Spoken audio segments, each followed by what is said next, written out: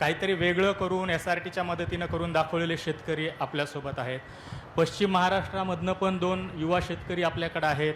एक ही मुलगीच म्हणूया आपण, युवा शेतकरी, महिला शेतकरी म्हणणं त्याला ऑड वाटतं. श्वेता ही जस्ट MSc फिजिक्स झालेली आहे आणि भोरमध्ये तिनं फक्त काहीतरी आपल्याला वेगळं करून दाखवता येते का, शेतीत मदत करता येते का, हे सिद्ध करून दाखवलं तिनं गेल्या वर्ष दीड वर्षाच्या काळात. अशी श्वेता आपल्यासोबत आहे.